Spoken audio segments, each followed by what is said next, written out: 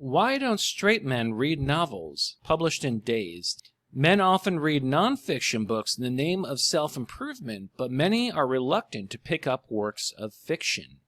I think it's fair to say at this point that men are not reading too many novels these days. But as to why, it becomes a bit of a chicken and egg problem, which is to say that the way that they market novels is very clearly towards women. But if you point that out, people will say, well, they're just responding to the market because women are the ones reading the novels, so obviously that's who they're marketing towards. Fair enough. Makes sense. I'm just a little nostalgic for a time when there was some testosterone in the fiction genre. Hemingway, John Updike. These fellows would not be published nowadays. I don't think they would get their foot in the door. There was an interesting article about this phenomenon on a website called Dazed called Why Don't Straight Men Read Novels? The thesis is that men are not really reading fiction because men these days are kind of geared towards self-improvement. So their attitude is like, well, why am I going to read a novel? Like, how do I become more productive by reading a novel? So men have a utilitarian attitude towards reading. I'm not going to invest my time if you don't tell me in very concrete terms what I'm going to get out of this. And the article, they point to guys like Andrew Tate and Dr. Andrew Huberman. It's almost like self-help, I guess. So that's partly how the article explains why straight men don't like fiction. However, interestingly, it's not like men don't read and that they don't buy books. Quote, in 2023, men accounted for 55% of nonfiction book sales. Nielsen book data tells Dazed. If you look at the history section at Barnes & Noble, who is kind of browsing there? It's like old white guys, middle-aged white guys. But you won't see these people in the fiction section. Because if they stumbled into that section, it would soon become very clear that they were in the wrong place. However, women are eating up fiction, and they're eating up novels much more than men. This might seem like a contradictory statistic.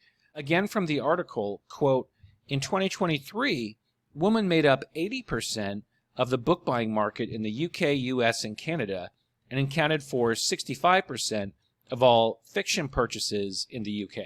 Just reading doesn't tell you that much. It's like, what are you reading, and what is the intellectual level?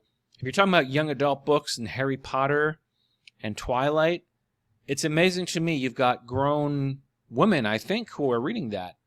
And I almost don't really consider that like adult reading. I mean, by definition, it's young adult, but you see my point. What I see in fiction is basically chick lit. That's what's on offer. It's very hard to be an adult male and read a book like that, which is 100% from a female perspective, talking about what people are wearing and talking about, designer handbags and just stuff that, for better or worse, us men, we're just oblivious to that, and we don't want to know about it either. Now, with that said, I love Jane Austen, I love Emily Dickinson, but it's just that the industry right now, what it's publishing from women, has a certain tone.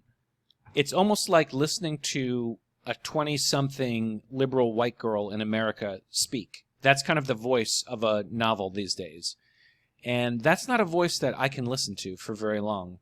I do make a point to dip into a novel that was recently published every couple months or so just to get a taste. And I do love to read novels, but it's a problem because, as this article states, it's just hard for a man to get into what is being published. But to be fair, there's also the problem that men don't want to read novels.